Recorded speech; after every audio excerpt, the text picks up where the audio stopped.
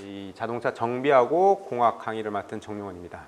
첫 번째 시간은 OT인데요. 어차피 전차하고 차량 직렬에 자동차 정비하고 공학이 공통 과목으로 들어가고요. 그래서 OT는 요 한 시간으로 다 끝낼 거예요. 그래서 뭐 또 지금 시간이 공학을 하는데 공학 시간에 OT하고 뭐 또 정비할 때 또 OT를 하진 않고요. 요거 한 시간에 다 OT를 진행할 거고요. 우선은 첫 번째로 시험 과목을 보면은 저희는 보통 다 9급만 보고 있죠. 근데 원래는 7급, 5급도 있어요. 근데 7급, 5급은 해당 사항은 대부분들 없으세요. 그래서 9급에서 보면은 일단 과목은 국어, 국사, 영어, 정비, 공학이요. 근데 국사하고 영어는 그냥 패스죠. 다들 패스해서 그 패스한 것만 있으면 되고, 국어, 자동차, 정비, 자동차, 공학.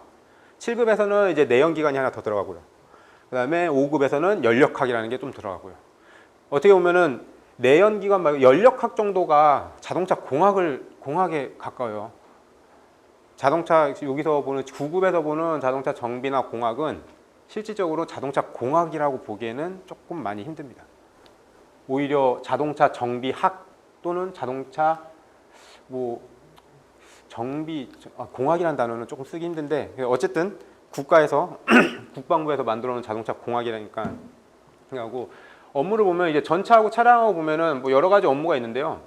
가신 분들 얘기 들어보면은 대부분 그거예요. 이게 어디 저 밑에 주방으로 좀 내려가서 정비창 이런 데로 가시면은 중고차, 이렇게 말 그대로 예를 들어서 중고차나 폐차급을 갖고 와요. 얘를 싹 분해를 해요. 쓸 수 있는 부품들을 또 다 분리를 하죠. 그리고 걔네들을 또 조합을 해서 새 차를 만들어요. 그걸 다시 올려보내고. 그 다음에 군생활 아마 다들 하셨을 테니까 거기서 보면 이제 정비하면은 그 아저씨들, 군인은 아니고 군무원, 그리고 저희 그때 그죠? 군무원 아저씨들이라고 하죠. 근데 이제 군무원 분들은 보면 이게 실질적인 정비는 많이 안 하죠. 정비는 많이 안 하고 보통 사병을 많이 시키죠. 근데 이게 좀 많이 바뀔 거예요. 군무원이 인원이 채용이 되면서 그러니까 밑에 쪽에 있던 사병들이 싹 빠지고 군무원들로 대부분 채워진다는 걸로 알고 있거든요. 그래서 기회는 아마 작년부터 해서 제가 알기로는 3년 계획으로 나와 있어요. 3년 계획에서 내년까지, 그러니까 2021년도까지 지금 이 정권이 바뀌어가지고 새로운 정권이 들어와서 야 이거 하지 마라고 하기 전까지 또는 먼저 간 선배들이 너무 개판을 쳐놓지 않는 이상은 어느 정도 인원을 계속 뽑을 거예요. 그래서 인원이 많이 뽑힌다고 해서 요거만 볼게요. 인원이 많이 뽑힌다고 해서 점수가 확 내려가느냐? 그것도 아니에요. 보면은 되게 신기한 게 국방부 한 명 뽑아요. 그렇죠? 점수 때 보면은 61점, 46.67. 되게 낮죠? 그럼 대충 하면 붙겠네? 근데 요게 경쟁률은 33대 1이에요. 근데 요게 확실한 데이터는 아니에요. 예전에 해놓고 저도 이게 몇 달 전에 만들어 놓은 거라서 확실한 데이터인데 이게 왜 46점이 나올 수도 있냐? 1.3배수를 뽑죠. 몇 명을 더 뽑아 놓는 거죠. 그리고 나서 거기서 면접을 통과한 사람이 이 점수대가 나온다라는 뜻 되겠죠. 아니면은 국방부 한 명 뽑으니까 나는 지원 안 할 거야 해서 생각보다 낮은 사람, 그러니까 시험 점수가 낮은 사람들이 다 지원할 수도 있어요. 근데 반대로 그 사람은 이제 면접을 볼 적에 뭐 전공에 대해서 잘 하시거나 이런 거일 수가 있겠죠. 그다음에 이제 보면 이제 육군 보면 이제 작년에도 이제 육군에서 보면은 인원수 같은 경우는 죄송해요. 요거 좀 요거 전차로 볼게요. 전차 같은 경우도 53명, 49명 육군에서 점수대는 74점에서 얘는 많이 낮아지긴 해요. 근데 차량 같은 경우는 보시면 60, 50, 70, 46, 50, 60, 60. 어차피 한 10점대 차이예요. 10점대라는 거는 제가 봤을 적에 이 문제의 난이도도 충분히 조절도 가능해요. 그다음에 제일 차량하고 전차를 좀 보시는 분들 중에 문제가 국어를 좀 많이들 싫어하세요. 국어 쪽에 좀 많이 약하세요. 그래서 차량하고 전차에서는 점수를 뭐 한 80점, 90점대를 맞는데 국어 40점만 맞으면 되는데 그 하필 40점이 안 넘어요. 그래서 꽈락 나오시는 분들도 많아요.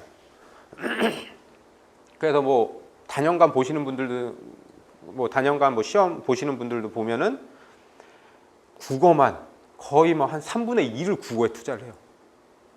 그렇게 해서 50점 겨우 넘어서 합격하시는 분들도 있고요. 그다음에 자동차 정비하고 공학의 이게 보통 어디 뭐 기준이 없잖아요. 얘네 같은 경우는 이게 문제가 유출이 안 되거든요. 되게 폐쇄적이거든요. 국방부기 때문에.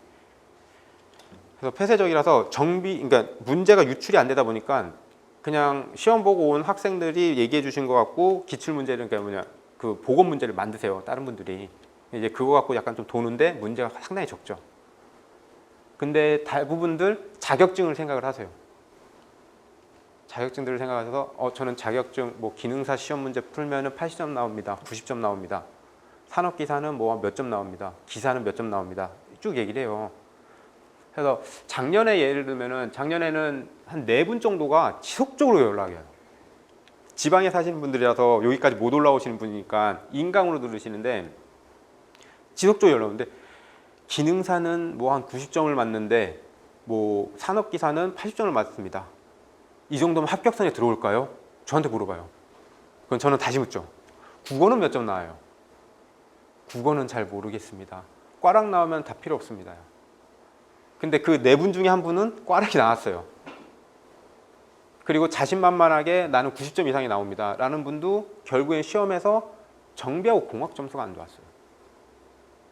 그러니까 내가 이 정도 수준까지 올라왔으니까 그게 이제 문제를 풀 적에 처음 푸는 문제라고 하면은 이해를 하는데 얘기를 계속 하다 보면 대부분들이 2번째, 3번째 풀었을 때 그 점수가 나와요.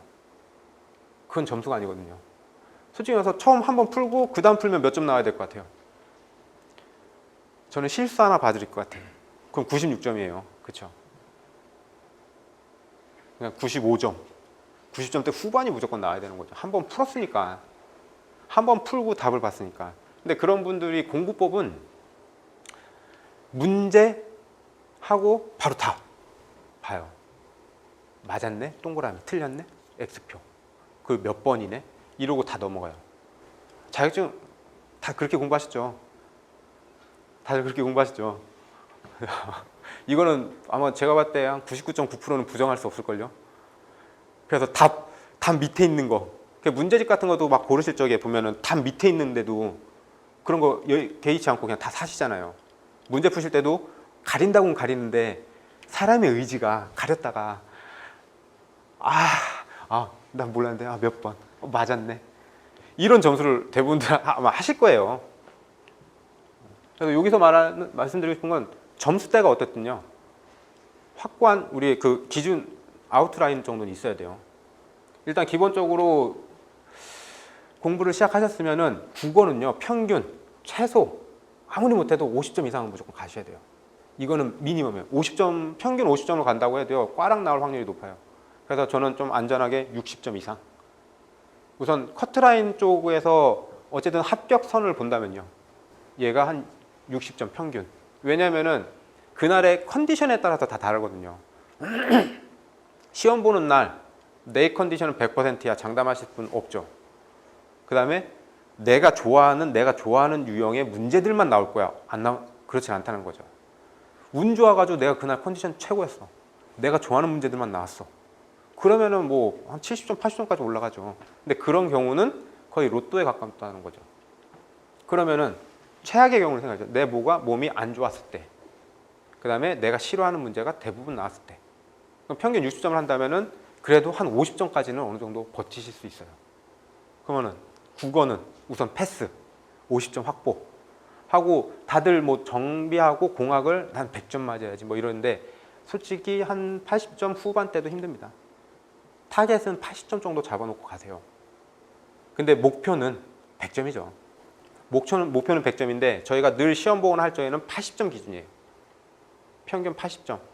아니면 나는 좀 정비를 좀 더 유리하다. 내가 좀 정비 쪽에 점수가 높다. 그러면 정비는 90, 공학은 80.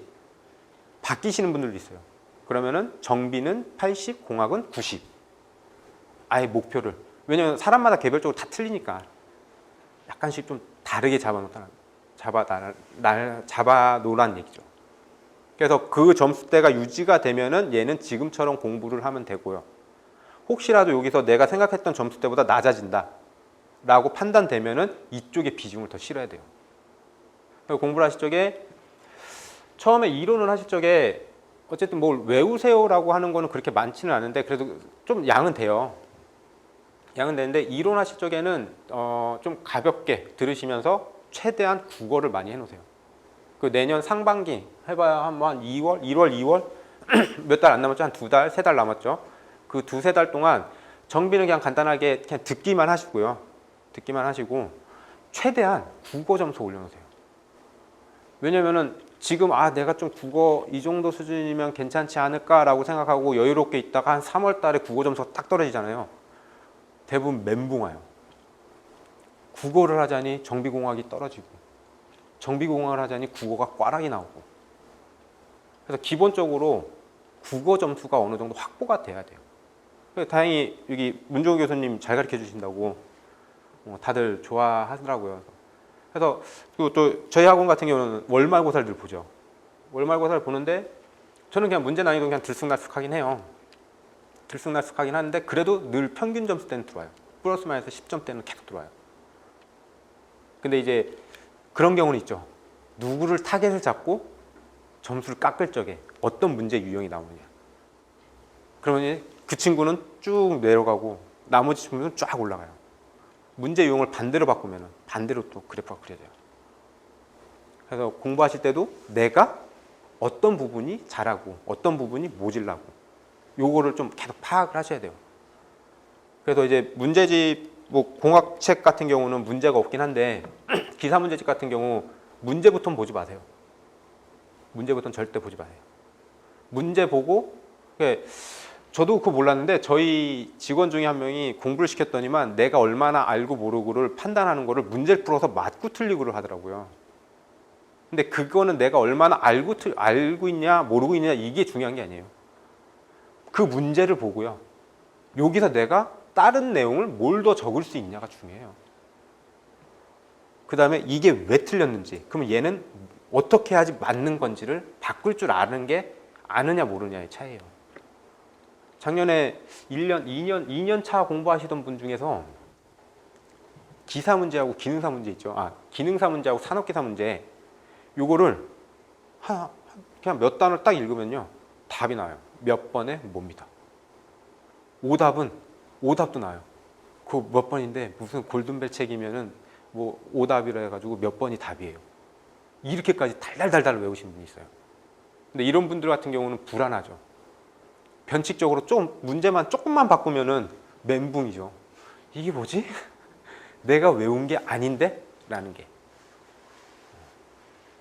그래서 외우시는 거는 분명히 외워야 될 건 있어요.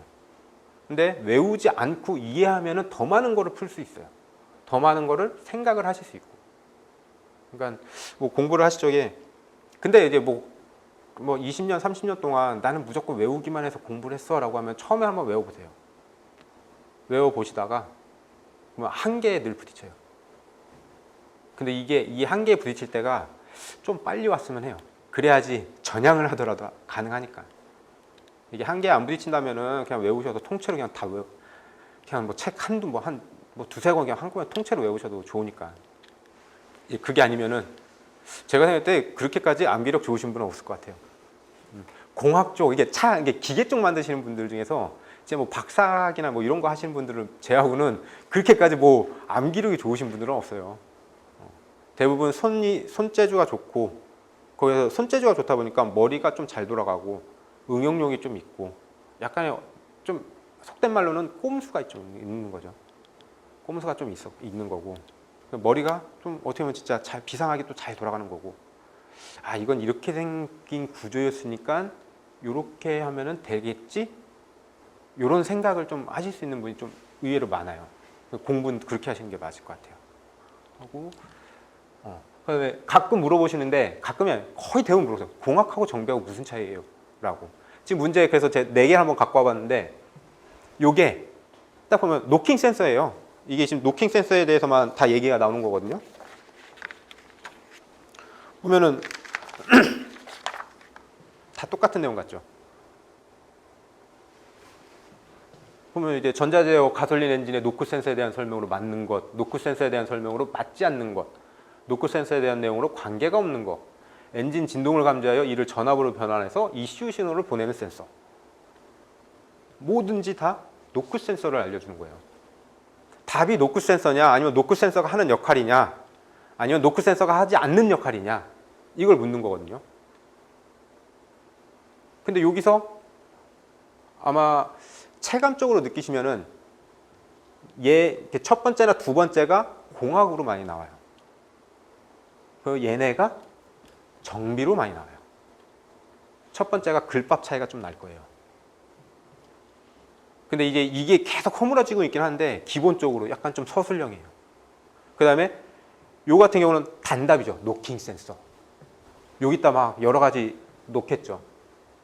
아니면은 진짜 뭐 엔진의 진동을 감지하여 문제 좀 섞다면은 뭐 엔진의 진동을 감지하여 뭐 여기에서 똑같이 변환하여 뭐 요거를 뺀다. ECU를 뺀다. 변환하여 땡땡땡 신호로 보내는 센서는 이라고 하면 어떻게 되느냐? 엔진의 진동을 감지하는 땡땡땡 센서는 전압으로 변환하여 땡땡땡으로 신호를 보낸다. 다음 땡땡땡 칸에 맞는 것은 노킹 센서가 안 나올 수도 있어요. 진동 센서라고 나올 수도 있어요. 노킹 센서, 노크 센서, 진동 센서 어차피 다 같은 원리예요. 근데 진동 센서, 노킹 센서 같이 나왔다. 누가 더 상일까요? 누가 더 올바른 걸까요? 그 노킹. 그럼 걔가 답인 거예요. 근데 노킹이 없어지고 진동 센서를 넣어버려. 그러면은 진동 센서가 답이 되는 거예요. 이런 식으로 정비는 만들 수가 있어요. 그 단답형 형식에 좀 가깝긴 해요. 그다음에 이 같은 경우도 어떻게 보면은 노크 센서에 대한 내용으로 관계가 없는 거.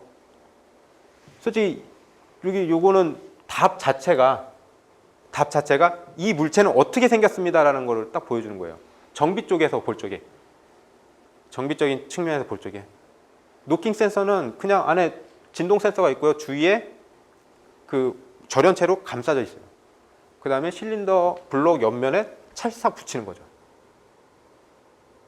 근데 요거 같은 경우는 딱 얘네들 같은 경우는 보면은 특정 주파수 진동을 감지한다. 이건 공학 쪽에 가까운 거고. 그 다음에 사용 범위 온도는 130도다. 이건 정비 쪽에도 가까운 거고. 근데 이건 정비하고 공학하고 비슷한 거고, 얘는 정비 쪽이고 거고. 얘도 정비 쪽에서 보는 측면이죠. 문제 자체가, 의미가. 그렇다고 해서 얘네가 공학인데 정비로 못 넘어오느냐? 넘어올 수도 있죠. 보면 이제 볼까요? 이번에 뭐 노크 센서에 대한 설명으로 맞는 것은 노크 센서가 검출되면 엔진의 점화 시기를 증가시킨다. 맞나요? 이건 약간 좀 복합된 거죠. 내가 엔진의 실린더에 진동이 일어났어. 그럼 이 신호를 ECU로 보내요. 그럼 ECU는 점화 신호를 제어를 해요. 근데 저희는 무조건 그렇게 하죠. 노킹이 나면 지각을 시킨다. 틀린 거죠. 이런 식으로 그러니까 여러 개가 섞여 있는데 얘는 좀 그게 여러 개 섞여 있는 거를 글로 표현하는 거예요.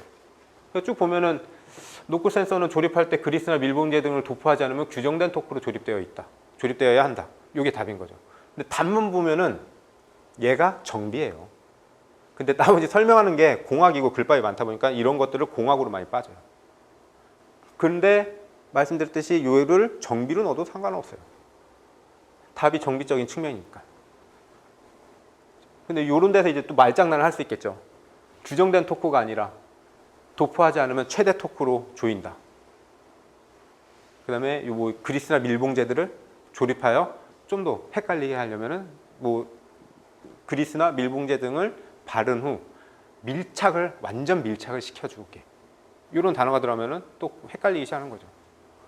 근데 흔히 아마 노킹 센서 하면은 자동차 공학에서도 그렇고요. 정비에서도 그렇고 다 비슷한 내용 알려드려요. 근데 기본적으로 요거는 규정 토크를 지켜야 되고요. 중간에 뭐가 이물질이 끼면 안 되고요. 면에 제대로 붙어 있어야 되고. 그 다음에 얘는 진동을 감지합니다. 이게 기본적인 노킹 센서거든요. 정비하고 공학하고 차이점은 없어요. 공부하실 때 나는 정비를 해야지, 나는 공학을 해야지 해서 이게 조금 차이가 나신다 그러면은 나는 좀 더 글밥이 많은 문제를 풀어봐야지. 나는 글밥이 좀 더 적고 간략한 문제로 한번 풀어봐야지. 이게 기사 문제집하고요, 산업기사, 기능사 문제집하고의 차이예요. 그러니까 산업기사는 딱 거의 중간 정도 수준이고요. 기능사 문제가 거의 이런 식으로 나오는 거니까. 그 다음에 그래서 정비하고 공학은 크게 다르진 않습니다. 그래서 정비 이론하고 공학 이론하고 크게 수업 내용이 다르진 않는데, 이게 정비 쪽에서는요, 실질적으로 이걸 분해 조립하면서 조심해야 될 거에 대한 내용들은 계속 나와요. 정비를 하면서 이건 어떤 포인트를 해야 되느냐, 뭐 이런 내용들은 정비에서는 가끔 나와요. 근데 이것도 대부분 엔진 해석만 해당돼요.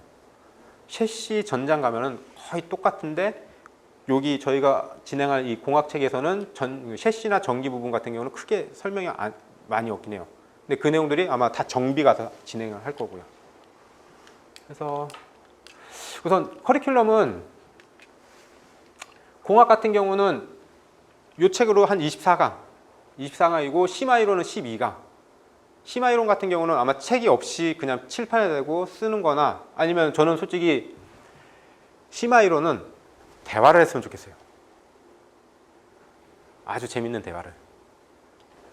할 얘기가 되게 많거든요, 서로. 그리고 여러분들이 어디까지 알고 어디까지 모르는지에 대해서 체크를 좀 계속 할 거고, 그 다음에 아마 기본 이론을 진행하면서 모질랐거나 아니면 좀 깊숙이 들어가야 되는 부분들, 좀 이건 좀 이해를 해서 가는 게 더 좋겠다라고 판단되는 것들은 특정해서 심화를 할 거고요. 그 다음에 이제 얘는 문제 풀이 시간이 좀 길긴 해요. 64강 동안. 64강인데 이게 저희 기사 문제집 전체적으로 쑥 풀 거예요. 근데 계산 문제는 빼버릴 거예요. 왜냐면은 계산 문제는 거의 안 나와요. 계산 문제 뭐 공학인데 계산 문제가 안 나오면 어떡합니까? 라고 하죠. 문제는 계산기를 못 들고 들어가요. 그 다음에 심지어 시계도 못 차요. 아날로그 시계도 못 차요. 탁상 시계도 못 나요. 내가 그냥 속된 말로 내가 들어가서 뭘 갖고 들어갈 수 있는 건 수험표와 볼펜 한 자루예요. 딱 이거 보시면 돼요. 그래서 혹시라도 연습 연습을 하실 적에 시계 보는 연습은 하지 마세요. 시계를 혹시라도 보시고 싶으면은 여기 앞에 있다라고 생각하고, 앞쪽에 있다고 생각하고 이렇게 보고, 그냥 그렇게 그냥 아무것도 없다라는 생각으로 연습을 하셔야 돼요. 그리고 시험 문제 2년 전, 작년에는, 그러니까 올해 2019년도에는 계산이 아예 없었다는 걸로 알고 있고요. 2018년도에는 한 문제가 있었는데 그건 이제 총 배기량인가 아마 그럴 거예요. 그거는 총 배기량은 내가 수학이 아니라 산수, 원의 면적과 원의 면적을 구할 수 있고요. 그래서 원의 면적을 구할 수 있으면 통의 전체 최적을 구할 수 있죠. 그렇죠? 원의 면적을 구하면은 그 길이만 곱해주면 이 체적 나오잖아요. 이게 cc 나오잖아요. 그 1분 동안 몇 번 폭발했어 라고 하면 곱하기 몇 번 폭발, 2행정이냐 4행정이냐에 따라서 좀 달라지긴 해도 그게 계산 문제예요. 그냥 조금 이과에서 좀 난다긴다라고 하시는 분들은 가만히 그냥 문제만 보고 암산으로 풀 수 있을 정도 수준밖에는 안 나오긴 했어요. 근데 혹시 모르니 계산 문제는 안 나도 계산 공식이 나올 수도 있잖아요. 그래서 계산 공식은 한 번쯤은 짚고 넘어가는데, 그렇다 해서 뭐 문제를 풀거나 하진 않을 거예요. 그 문제 풀 시간에 다른 문제 보시는 게 훨씬 더 유리하니까. 하고 마지막에 2달 남았을 때는 안 보이시는구나. 모의고사하고 파이널 특강. 이때 그냥 다 문제 풀이에요. 이때는 작년에는 어떻게 진행했었냐면요. 파이널 특강 같은 경우는 어쩔 수 없이 25문제씩만 줬어요. 25문제 드리고 난이도 보고 5분, 7분을 드렸어요. 원래 시간을 많이 드리잖아요. 문제 푸는데 문제 푸는데 세 과목 총 보는데 1시간 반이라는 시간이 나한테 주어졌다 라고 하면은 이 시간 분배도 중요해요. 시간 분배 중요해요. 그래서 저는 그래도 국어 쪽에 좀 많이 시간을 투자하세요라고 얘기하거든요. 그래서 정비나 이쪽은 문제 풀어보시면 아시겠지만 내가 한 번 기억 안 나는 거는 기억 안 나요. 풀었는데 기억 안 나는 거 억지로 잡고 하면은 고치죠. 그러면은 맞는 것보다 틀리는 게 더 많아요. 그래서 요거 작년에 시험 볼 적에, 작년에 요거 파이널 특강 같은 거 할 적에는 아무리 많이 줘봐요 10분 줬어요. 근데 대부분들은 한 7분 전후반 때 다 끊어서 끝내요. 그러니까 문제를 보고 머릿속에 딱 떠오르면은 답을 적는 거고요. 떠오르지 않으면 잠깐 체크하고 끝나고 나서 이제 체크된 부분만. 그 문제를 풀면서 제가 계속 알려줄 건 문제를 풀면서 외우는 게 이해 좀 해달라고 했었잖아요. 이해를 하면서 공부하시라고. 그게 왜 그러냐면은 문제를 푸시다가 기억이 안 나면요. 외운 거는 기억이 안 나면은 모든 게 다 꽝이에요. 난 어떻게 할 수가 없어. 근데 이해를 한다는 거는 그림을 그릴 수 있다는 뜻도 되거든요. 근데 얘가 어디에 있는 애인 것 같아? 라고 하면 그림 그려요. 주위 부분부터. 그러다 보면 생각이 날 수도 있어요. 생각 날 확률이 생각보다 높아요. 그러면 이걸 유추해서 문제도 추가로 풀 수 있는 거죠. 그 다음에 이제 대부분 국어 시험이 힘들다 보니까 국어에 시간을 좀 많이 활용을 하긴 해요. 그래서 정비나 공학은 최단시간 내 끝내고 국어로 넘어가 이 뜻에서 하는 거고, 중간중간 이제 스피드 문제가 있는데 작년에는 스피드 문제를 그 페이퍼를 안 드렸어요. 프린트를 안 드리고 그냥 띄워놓고 보고 읽고 해서 한 30초 정도 드렸을걸요. 30초, 길어야 1분 한 문제 푸시고 전체적으로 의견 듣고, 그 다음에 그 모든 문제 풀이할 때 그렇지만 요거는 뭐 몇 번입니다 해서 끝나는 경우도 있는데요. 근데 조금 저 같은 경우는 그냥 요거 몇 번이에요가 아니라 왜 그렇게 생각하세요라고 좀 많이 물어볼 거예요. 그때는 좀 많이 얘기를 해주셔야 돼요. 왜냐하면 사람마다 보는 시점이 달라서 이거를 잘못 알고 있구나, 잘못 이해를 하고 있구나, 이거를 좀 빨리 저도 판단해야 되거든요. 그러면 이제 설명을 다 드리겠죠. 그렇게 이해하시면 안 됩니다라고. 그래서 그 다음에 이거 스피드 문제 같은 경우는 올해는 우선 뭐 학원 쪽에서 조금 약간 힘드니까 이거 매번마다 준비해야 되는 것도 솔직히 힘들긴 하거든요. 근데 기본적으로 50문제를 갈지 100문제를 갈지 좀 저도 고민이긴 한데, 우선은 매 시간에 한 100문제 정도를 가긴 할 거예요. 근데 이게 좀 시간이 너무 타이트하다 싶으면 한 50문제로 가긴 할 건데, 시험 시간은 10분 이상 안 드립니다. 10분 이상은 안 드려요. 만약 50문제인데 10분이다. 1분에 5문제씩이죠. 그렇죠? 그러면 한 문제당 10초 전후반 걸려야 돼요. 근데 이게 난이도는 높진 않게 가요. 그냥 요거를 보는 이유 중에 하나가 요게 진짜로 내가 알고 있느냐 모르느냐, 요거를 판단할 수 있어요. 요거는. 왜냐면 문제를 보고 생각났어. 아는 거죠. 문제를 봤는데 생각이 안 났어. 모르는 거예요. 근데 개별적으로 하시면은 책 펴고 계속 보고 있다가 드디어 생각났어. 한 1, 20분 지나고 나서. 그거는 모르는 거거든요. 그러니까 요런 것도 판단하기 위한 것도 있어서 아마 요때 좀 진행을 할 거고, 그래서 요거는 어쨌든 저희가 50분 강의잖아요. 50분 강의인데 한 10분에서 최대 뭐 한 15분 정도. 너무 힘들다라고 하면은 조금 더 드리긴 하겠죠. 근데 기본 10분 정도 하고 한 30분에서 40분 정도는 그냥 문제풀이 설명이 들어가는데, 그렇게 크게 디테일하게 들어가지는 않고요. 요것도 개념 원리 정도만. 여러분들이 어떤 생각을 해서 어떻게 풀었고. 그래서 작년에는 요거 갖고도 재밌게 잘 했어요. 요거 갖고도 커피도 많이 사 먹고요. 밥도 많이 먹고. 그래서 기사 문제풀이 할 때는 요 정도 진행을 하고, 그다음에 기사 문제풀이 같은 경우는 시간당 거의 한 30분 정도, 저희 문제집 나간 거, 문제집 그 골든벨에서 나온 거 있죠? 그거는 거의 시간당 한 30문제 정도씩 나가더라고요.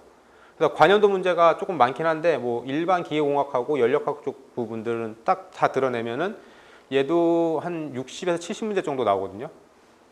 그래서 걔네들도 뭐 한 챕터, 한 회차당 한 2시간 정도면 다 끝나니까 그런 식으로 다 진행을 할 거고요. 정비도 동일하게 가는데, 정비는 기본 이론이 좀 많아요. 볼 게 좀 많으니까. 공학은 뭐 시험 계산 문제가 나오면은, 계산 문제가 많다라고 하면은 분명히 좀 많이 해야 되는데, 계산 문제를 다 드러내면요, 솔직히 할 게 별로 없어요. 이거를 진짜 이해를 했습니까? 이해를 못 했습니까? 이거에 대한 원리를 아십니까? 뭐 요 정도 수준인데, 정비는 생각보다 외워야 될 게 조금 있어요. 그러다 보니까 정비는 조금 길어서 한 44강 정도 가고요. 그 다음에 심화 이론은 얘네들 함축해서 갈 거고, 그 다음에 이제 요거는 문제풀이는 산업기사하고 기능사 관연도 문제를 갈 거고요. 가능하면은 2010년도 나온 문제를 싸그리다.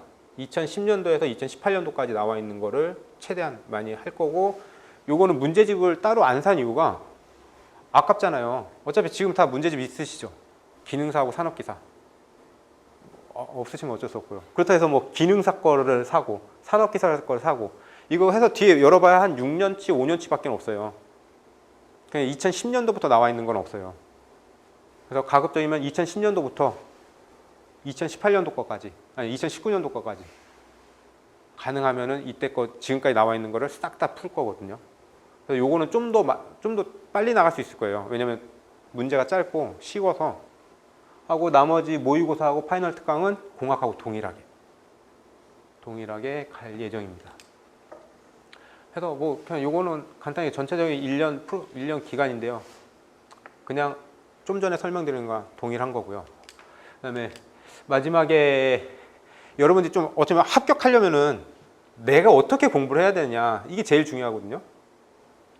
다들 저도 맨 처음에 저한테 면담에 오면은 전 물어봐요. 어떻게 공부하십니까? 라고. 그러면은 열심히 합니다. 라고 해요. 그 열심이라는 기준 자체가 그 아주 지극히 개인적인 기준이잖아요. 그 열심히가 얼만큼 해야지 열심인지 모르잖아요. 그러면 저는 또 묻죠. 그만 하루에 이렇게 혹시 흡연하신 분은 하루에 담배 피는데 몇 시간 걸리십니까? 하루에 식사하는데 몇 시간 걸리십니까? 하루에 인터넷 웹서핑 플러스 유튜브 보는데 얼마나 걸리십니까? 제가 이거 쪽에 아시는 분 있나요? 식사하는데 몇 시간 걸리는지 체크해 보신 적 있나요? 없죠. 그럼 아침에 몇 시에 일어나세요? 이건 좀 알죠. 아침에 늘 일어나는 시간대가 있으니까 그건 알아요. 그럼 몇 시에 주무십니까? 그것도 나와요. 근데 정작 중요한 거는 내가 공부할 수 있는 시간이 얼마나 되느냐를 체크를 다들 못 한다는 거죠. 그래서 작년에 처음 시작할 적에 그 친구들한테도 다 알려드렸는데 데일리 리포트 무조건 적어라라고 해서 이건 유튜브에 나와 있는 거예요. 유튜브에서 저게 체인지그라운드라는 곳인데 거기서 신용준 박사인가 그 사람이 좀 이렇게 설명을 좀 해줬거든요. 데일리 리포트는 뭐냐면은 내가 일어나서 밥을 먹어요. 제가 6시에 만약에 7시에 기상한다. 기상을 적어요. 그 다음에 내가 뭔가를 준비를 하잖아요. 출근하게 직장을 다니시다 하면 출근을 한다. 몇 시에? 8시에 나는 출근한다. 8시에 출근을 합니다. 그러면 이 시간 동안은 출근 준비 시간이죠. 그 다음에 회사를 한 30분 정도 간다. 8시 30분에 회사에 도착을 한 거고요. 도착하자마자 일하시는 분은 없어요. 커피 마시죠. 담배 피거나 커피 마시거나 잠깐 직원들하고 얘기하거나 담소를 나누거나 업무를 준비하거나 8시 한 50분에 업무 시작 하고 대부분들 쭉 해서 12시 30분에 점심 식사 이렇게 가는데 이게 아니라 8시 50분에 일어났어요. 8시 50분에 내가 업무를 시작했어. 여러분들은 공부를 시작했어. 그러다가 힘들어. 잠깐 일어나서 바람 쐬고 왔다. 뭐 한 9시 그래도 1시간은 공부해야겠죠. 9시 50분에 휴식. 그 다음에 다시 내가 자리에 앉은 시간이 한 10시 20분이다. 이때부터 다시 시작. 이렇게 해서 시간 단위로 하셔도 되는 게 뭔가 행위 단위로 시간을 적으셔도 되고요. 아니면은 그냥 7시, 8시, 9시, 10시, 11시, 12시 이렇게 해놓고 여기 사이에다가 항목을 적으셔도 돼요. 대신 몇 분이 걸렸다. 여기다 이제 시간을 꼭 적어주셔야죠. 요거를 하고 그래서 요거를 이렇게 다 적어보세요. 처음 하루 이틀 3일 재밌어요. 재밌는데 가슴 한편으로는 내가 진짜 많이 노는구나 딱 나올 거예요. 하고 주무시기 전에 체크를 한번 하는 거죠. 나는 오늘 업무라는 거 또는 공부를 몇 시간 했냐. 나는 휴식을 몇 시간을 했냐. 나는 밥 먹는데 나는 식사를 얼마나 오랫동안 했냐. 밥 먹는데 쭉 더니까 뭐 점심시간에 1시간 먹고 저녁시간에 1시간 반 먹었어. 2시간 반이에요. 그러면은 공부할 시간이 없네? 뭘 줄일 수 있을까요? 식사 시간. 아니면 이건 나의 유일한 낙이다. 그럼 휴식 시간을 줄여요. 이것도 안 된다. 기상해서 출근 때까지 이 시간을 줄여요. 이도 안 된다. 일찍 일어나면 되잖아요. 6시에 기상. 난 일어나는 거 힘듭니다. 그러면 12시에 자는 거 사람은 뭐 한 새벽 1시, 2시에 주무세요. 그래서 지금 내가 정확히 얼마나 많은 시간을 어디다 투자하고 있는지를 다 아셔야 돼요. 그 다음에 유튜브 보시죠. 몇 분이나 보십니까? 하루에? 모르시죠? 아마 이거 적고 나면은 다들 순간 당황을 해요. 저도 그랬어요. 저도 나는 하루에 유튜브 얼마 안 본다고 생각했는데 일하다가 유튜브를 보면 유튜브를 딱 체크를 해요. 그리고 이 시간을 다 더했더니 하루에 한 2시간 정도를 제 유튜브를 보는 거예요. 이 2시간을 내 필요한 업무도 있긴 한데요. 내 필요한 업무는 한 1, 2분이면 끝나는데 나머지는 다 노는 거. 웃긴 영상들, 뭐 재밌는 영상들, 아니면 이제 뭐 자동차 레이싱하는 영상들, 이런 것만 보고 있는 거예요.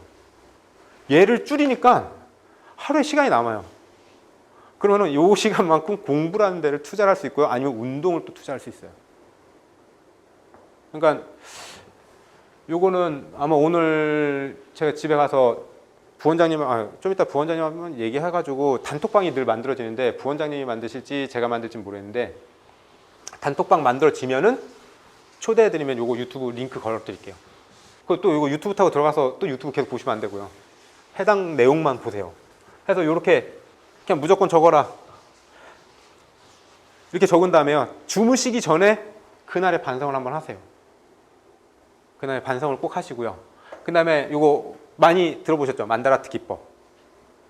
들어보신 분 있나요? 없나요? 요거는 여러분들이 계획을 짜는데 여러분 계획 짜세요라고 했을 경우에 다들 그동안 우리는 어떻게 계획을 짰죠? 기상. 여기 12시구나. 24시로 한다면요. 취침, 6시 기상, 식사, 공부, 휴식, 공부, 식사. 그쵸? 이거 며칠이나 가셨나요, 다들? 끽 해봐야 이틀이에요. 그쵸? 이틀마다 이거 다시 짤 수 없잖아요. 그래서 요거는 만다라트 기법이라고 해서 지금 좀 반일 감정이 있긴 한데, 그냥 오타니 쇼헤이라는 일본 야구 선수가 쓴 방법 중에 하나래요. 요거는 칸을 그려요. 9칸을.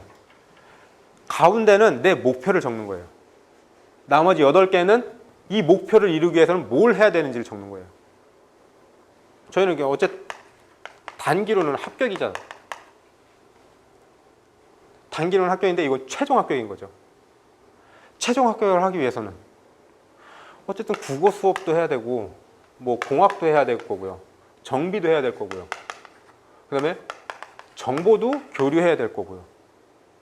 그 다음에 여러분들 분명히 체력도 있어야 될 거고요.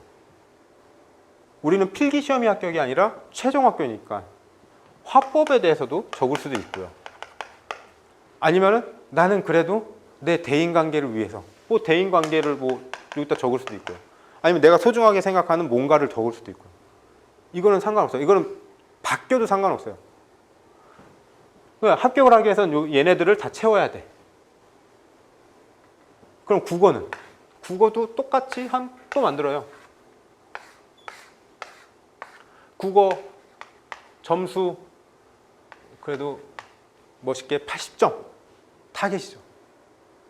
그래서 국어 교수님한테 여쭤봐도 되고 아니면 이게 다른 사람한테 정보를 얻어보니까 그러니까 여기 있는 정보를 얻으셔도 되고 해서 어떤 거 위주냐, 문법이냐, 아니면 순우리말이냐, 공부 방법이 여러 개가 있을 거 아니에요.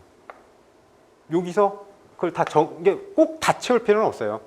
생각나는 것까지만 채우시고 계속 가면서 채우시고 바꾸셔도 돼요. 다 적어 놓으면은 여기서 합격을 하기 위해서 그래 국어 먼저 한번 해보자. 국어 80점을 받기 위해서는 자 우선 내가 문법을 한번 조져보자. 난 문법이 어느 정도 올라왔어 라고 하면 그냥 색깔 칠해버리고 그럼 나는 한자 사자성어 나 문법이 좀 모질라는데 그럼 문법 추가로 한번 해볼까? 다시 문법을 좀 할 수 있고 그래서 이거를 보면서 국어는 나는 어느 정도 찬 것 같아. 이 느낌은 계속 받으셔도 돼요. 그 다음에 공학도 하고 정비도 하고 똑같이 이렇게 해서 계획을 짜는 거예요. 이거는 그 동그라미 해가지고 진짜 족쇄에 얽매이는 게 아니라요. 제가 내 몸 지금 현재 상태에 따라서 어떻게 할 거냐예요. 요거를 좀 결정을 할 수 있어요. 그 다음에 요거는 가급적이면 기간은 어느 정도 있는 게 좋아요. 만약에 국어 얘를 하는데 그래 3일, 얘는 뭐 이틀, 뭐 하루, 이틀 이런 식으로 주는 거죠. 근데 이거를 막 30일, 10일, 20일 뭐 이렇게 줘버리면은 국어 한 번 하다가 시험 오겠죠. 그러니까 요거는 하루에 여러 개를 쪼개서 할 수 있는 거예요. 그렇게 하고 그 다음에 3번 같은 경우는 무조건 운동해라. 요것도 체인지 그라운드, 저거 즐겨보는데 그게 있으면 시간 좀 많이 가긴. 체인지 그라운드를 보는데 이게 거기서뿐만 아니라 전부터도 그거 있어요. 운동을 하면은 혈액순환이 잘 돼요. 근데 걷기 운동, 내 심박수가 뭐 한 120, 130밖에 안 나가는 그런 운동은 다 필요 없고요. 한 30분 정도 운동을 하다가 마지막에 진짜 심장 터질 것 같은 해서 최소 180 이상 막 진짜 심장 쿵텅쿵 뛸 정도로 해서 그렇게 해서 한 1, 2분 정도 마지막에 뛰고 나면은 혈액순환이 잘 된대요. 혈액순환이 잘 되고 내 몸에 있는 피가 머리로 그냥 쫙쫙 올라간대요. 그래서 좀 더 머리가 좋아진다고 하더라고요. 근데 이게 거기서 얘기 나오는 거는 미국의 어느 특정 지역의 학생들이 성취도가 되게 높아요. 그러니까 그러니까 점수대가 되게 높아요. 그 다음에 비만율이 적어요. 이거에 대해서 확인해 봤더니 그 해당 지역에 있는 그 학생들은 아침마다 30분씩 운동을 시키는 거예요. 웬만한 학교는 성적을 올리기 위해서 체육을 없애죠. 이 지역은 성적을 올리기 위해서 체육을 넣은 거예요. 처음에는 그걸 되게 귀찮게 했는데 하면 할수록 되게 좋아요. 그래서 저 같은 경우도 제가 보통 6시 정도에 일어나거든요. 6시에서 6시 반에 일어나요. 일어나서 저는 일어나자마자 그냥 딱 옷 입고 그냥 바로 출근을 해요. 그냥 머리 눌리든 말든 그냥 신경 안 쓰고 출근해서 가자마자 헬스클럽을 가거든요. 가서 한 30분 진짜 빡세게 뛰어요. 진짜 땀 쫙 빠지게. 그리고 나면은 되게 상쾌하게 업무를 또 시작을 하는 거죠. 근데 제가 오후에 한번 뛰어봤거든요. 죽을 것 같더라고요. 뛰고 나서 그냥 바로 집에 가서 잤어요. 그래서 체력이 안 돼가지고. 그래서 저는 오전에 뛰고, 그러니까 이런 식으로 만다라 기법으로 꼭 하시고, 그 다음에 운동은 무조건 하세요. 뛰셔야 돼요. 뛰셔야 돼요. 그쵸? 그거 있어요. 그러니까 운동을 하신 분과 안 하신 분의 차이점이 뭐냐면은 얼굴에서 약간 좀 그거 좀 드러나는 것 같긴 해요. 늘 집에만 편안하게 있으신 분들은 얼굴이 되게 온화하고 편안하세요. 사람 만나면 포근하긴 해요. 근데 저도 회사에서 면접 볼 적에 너무 포근하면은 거부감 들어요. 일을 시키면은 안 해요. 다 그런 건 아니지만 보편적으로. 그 다음에 체력이 좀 약해요.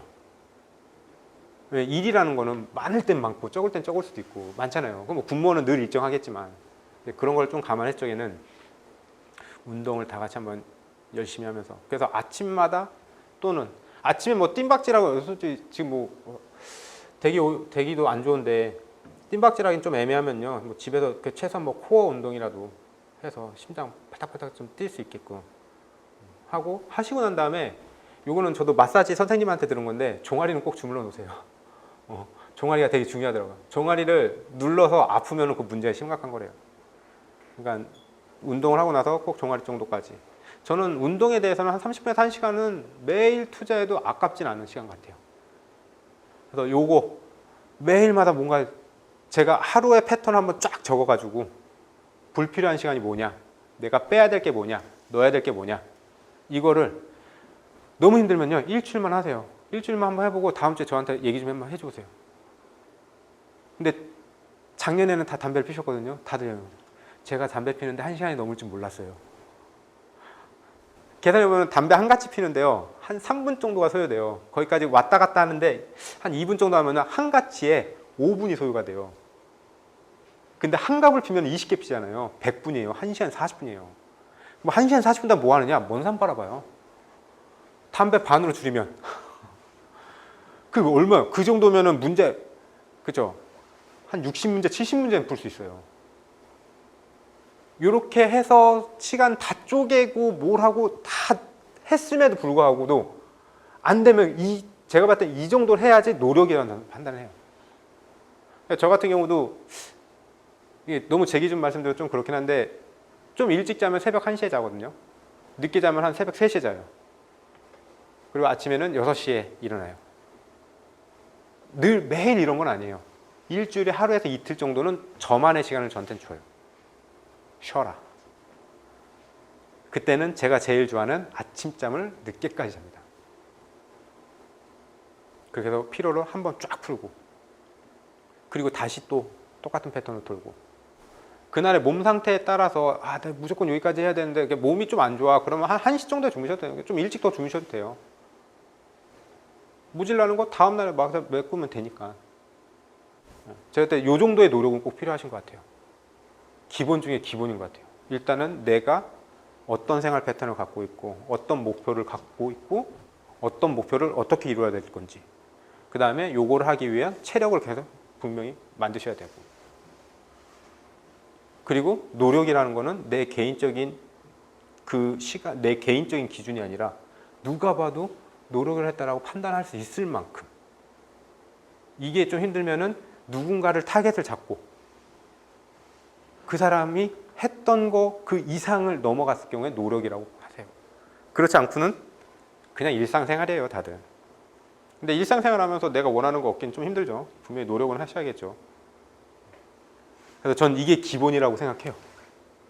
문제 푸는 것도 좋고 문제 푸는 것도 되게 중요하고 외우고 뭐 하는 것도 다 좋은데 일단 요 시간 요거는 평생 가져가셔도 좋아요. 저 같은 경우는 여기가 이제 저는 제 인생의 마지막 목표인 백수가 요 안에 딱 들어가 있어요. 여러분들 백수를 하기 위해서는 얘네들 다 채워야 돼요. 백수라고 해서 백수는 집에서 놀고 먹는 사람이잖아요. 집에서 놀고 먹는데 돈은 어디서 나와? 여기 어디선가 나오겠죠. 지금 전 요거를 지금 만들고 있거든요. 지금 몇 년째 하고 있는데 힘들어요. 솔직히 힘들어요. 그래서 중간중간에 계속 바뀌긴 하는데 왜요? 백수라는 꿈이 얼마나 좋은데 그렇죠? 백수를 하기 위해서는 돈이 얼마나 많아야 되는데요. 자식이 있으니까 애를 키우는데 돈도 들어가요. 근데 그 돈도 놀면서 어디선가 나와야 돼. 그렇죠? 이제 그런 걸 만드는 거죠. 나중에 군무원에 합격하시고 난 다음에 인생에 딱 그런 목표를 하나 세워서 하나씩 만드시는 것도 좋죠. 그러니까 요거를 내년 합격선까지 보셔도 좋긴 한데요. 그렇게까지 보시면 한 번도 해보신 게 없었기 때문에 만들긴 힘들어요. 얘는 만다라트는. 그러니까 내가 지금 생각나는 것만 조금씩 적어요. 그래서 한 2주 정도에 한 번씩 계속 업데이트를 시키세요. 그러다 보면은 굳이 이게 없어도요. 내가 뭘 해야 될지 머릿속에 이렇게 채워질 수도 있으니까. 그리고 이거 인터넷 강의 들으시는 분들 같은 경우는 학원 쪽에 연락을 하셔가지고 제 연락처를 알려달라고 그러면은 저한테 카톡을 보내시고 카톡을 하이클래스 군무원 학원에 등록된 수강생이다 라고 적어주시고 그 다음에 이제 성함하고 연락처 적어주시면은 단톡으로 초대해 드릴게요. 저 같은 경우는 단톡방 만들어지면은 알람은 꺼놓으셔도 됩니다. 왜냐면 저는 낮 시간대는 잘 카톡 못 보내거든요. 낮 시간대 못 보내고 제가 보통 12시 넘어서 자정 넘어서 카톡을 막 보내거든요. 그러니까 알람 켜 있으면 얼마나 짜증나겠어요. 일찍 주무시는 분들 카톡 울리면은. 그렇죠? 알람 꺼버리세요. 왜냐면 막 이렇게 사진 같은 거 보내거나 뭐 자료 같은 거 보내거나 뭐 적게 보내면 한두 개인데 많이 보면 막 2, 30개씩 보내거든요. 저는 묶음이라는 거를 좀 잘 싫어해가지고 낮장으로 보내거든요. 근데 이제 가급적이면 묶음으로 보내겠는데 낮장으로 보낼 때가 좀 많아요. 그러니까 단톡방 하면은 그거 하고 궁금한 거 있으면 그냥 단톡방에 올리셔도 되고요. 작년에는 신기한 게 단톡방을 만들잖아요. 처음에 단톡방에서 물어봐요. 그래서 한 2달 지나잖아요. 다 개인톡이야. 근데 너무 신기한 게 다 똑같은 거 물어봐. 그 누구한테 답변한 거 그거 컨트롤 C, 컨트롤 V 하고 거기서 텍스트 몇 개 바꾸고 보내면 돼. 그것도 전 새벽에 보내드려요. 제가 그때가 저는 솔직히 새벽 시간대 제가 제일 한가한 시간대라서. 왜냐면 낮에 업무 좀 보고 집에 와서 애기하고 좀 놀아야 되니까. 애기하고 놀고 그 다음에 이제 온전히 나만의 시간이 한 11시부터가 나와요. 그래서 그때부터는 제가 좀 머릿속이 맑아지고 그때부터 뭔가를 해드릴 수 있어요. 그러니까 답변이 바로바로 못 가더라도 기다리시면 새벽 때 대부분 가 있을 거예요. 그거 아니면 이제 저희 홈페이지에 Q&A 쪽으로 물어보셔도 되고요. 그래서 OT 시간에 뭐 특별히 뭐 많이 해드린 건 없고, 우선 공부법이나 이런 거에 대해서 좀 말씀 많이 들었는데요. 생각의 전환, 우선은 합격하려면요, 기존에 무슨 생각을 하셨는지 뭐 비슷한 생각 있으면 상관없는데요, 그게 아니면은 생각의 전환을 좀 바꾸, 생각의 전환이 좀 왔었으면 좋겠어요. 그래서 공부는 무조건 그냥 닥치는 대로 하는 게 아니라 어느 정도 체계적으로 가야 되고, 추가적으로 내가 지금 어떤 상황이냐, 내가 지금 어디에 어떻게 시간을 쓰고 있느냐, 이 시간 활용도 되게 중요하다고 저는 보거든요. 그러니까 요거 꼭 유념하셔가지고 한번 해보세요. 힘들면은 일주일 한번 해보고 같이 한번 보고, 그 다음 거 요거 좀 수정해서 한 일주일 해보고 해서 한 달 정도만 한번 해보고요. 이래도 난 효과가 없어 라고 하면은 안 하셔도 되는데, 저는 요거는 분명히 추천드리고요. 그래서 이번 시간은 여기까지 하고, 다음 시간에는 자동차 공학 책으로 정비, 그러니까 다음 시간에는 바로 수업 진행하도록 하겠습니다. 수고하셨습니다.